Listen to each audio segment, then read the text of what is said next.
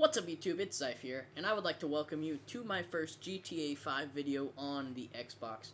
So in this video, what I'm going to be showing you guys is a tutorial on how to get the Maserati. But before we get into all of that particular stuff, because it's just a little bit of information about what I've figured out about how cars spawn in GTA, I would just like to point out that this is my first GTA 5 video on my channel, and this is more of a thing on Xbox where I'm going to do this until the PC version comes out, because I'll record on that with some of my friends and stuff.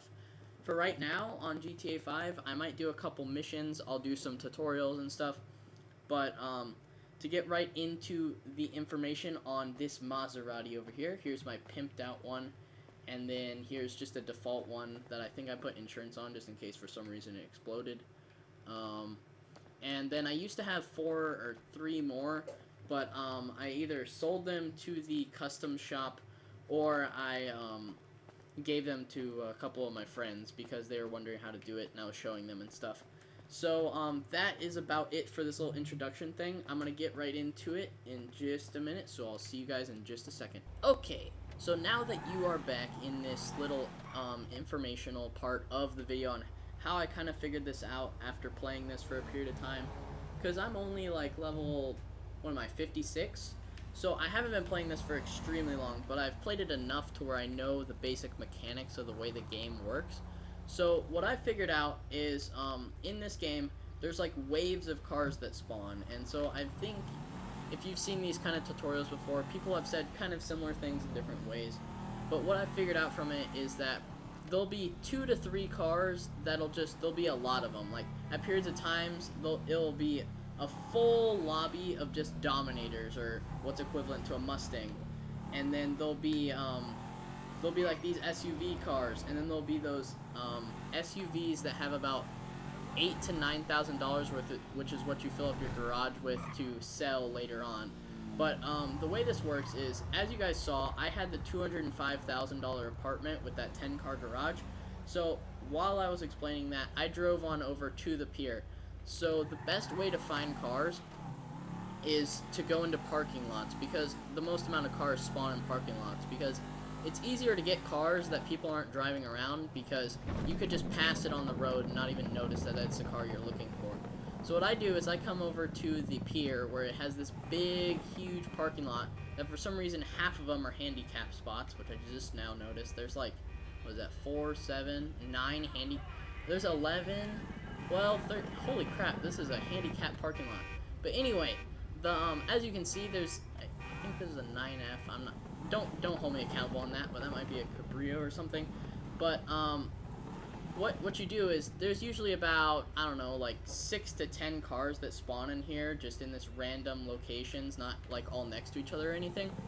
And so what you do to reload this area is, like, normally, you know how you're driving down like the highway or something, or a big major road in this game, you'll see a different phase of cars. Like for some reason you'll see like 10 Dominators around you, or then you'll see like 10 SUVs, or there'll be a mix of 5 and 5 of different cars.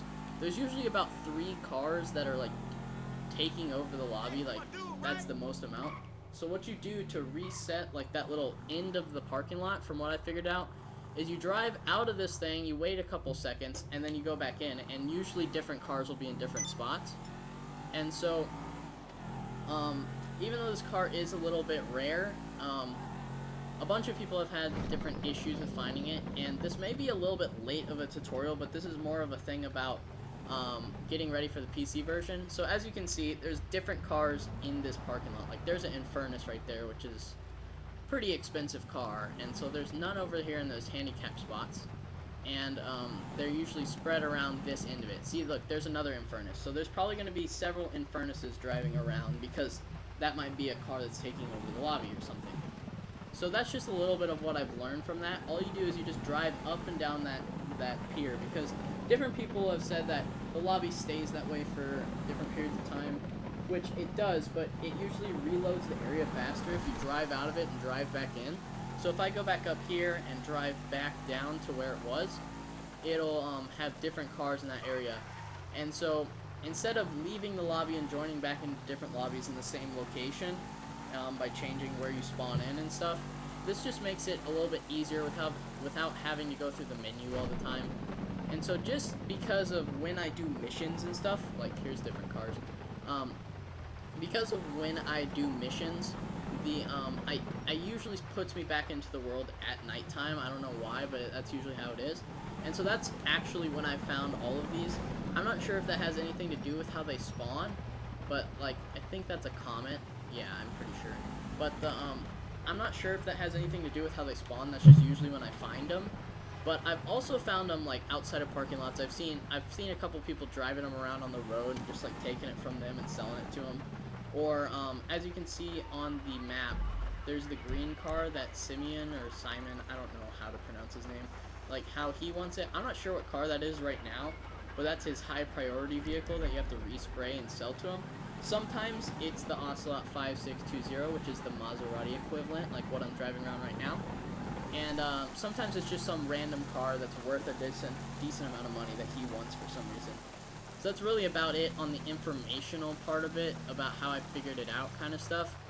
But really, in order to find it, like, it's easier to find it when you're the only one in that section of the map.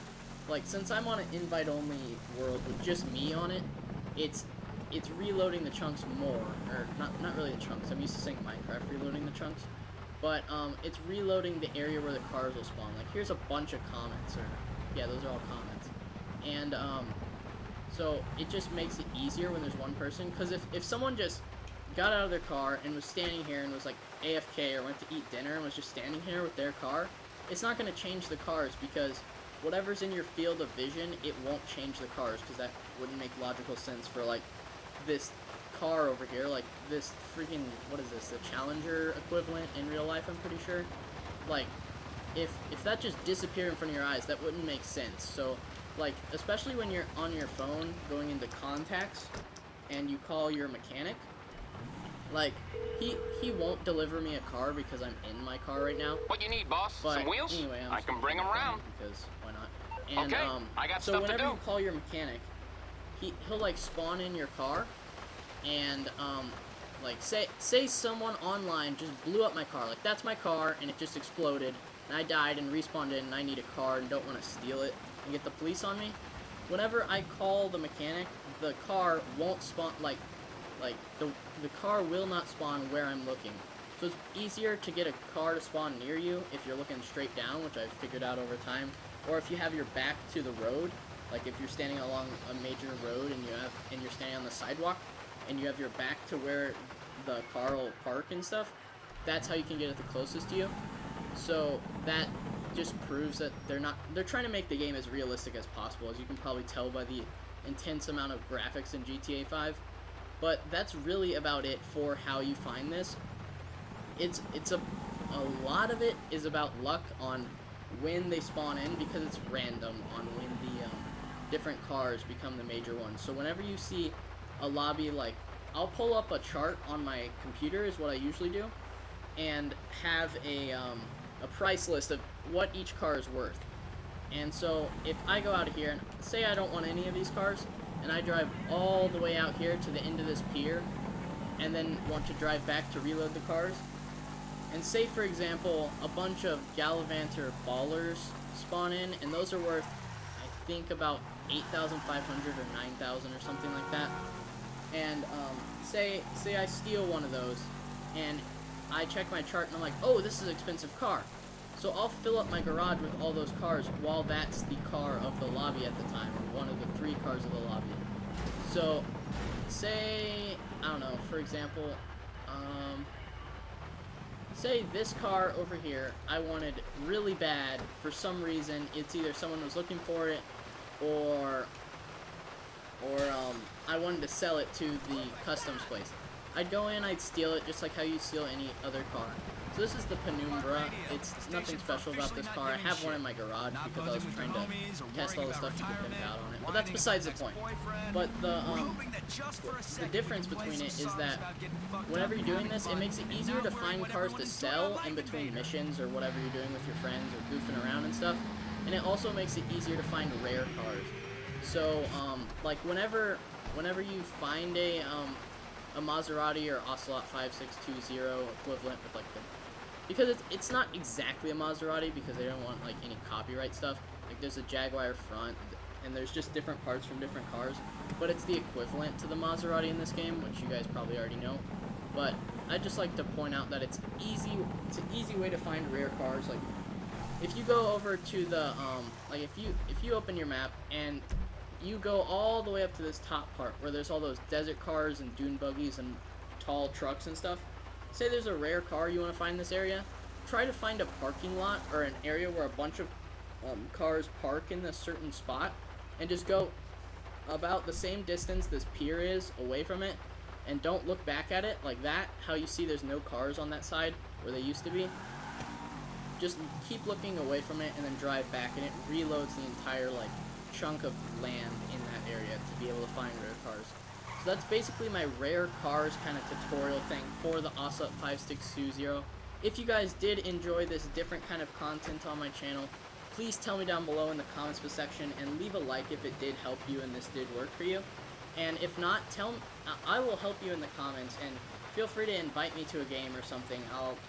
I'll help you if you need anything along those lines. And my gamer tag on Xbox is the same gamer tag that I have for Minecraft, and my YouTube channel, it's Zyphalopagus. If you need help spelling it, just look at my channel name, it's right there. But besides that, hopefully you guys enjoyed, and if there's any questions, just leave them down in the comments below. But besides that, thank you guys for watching, and peace out. Bye.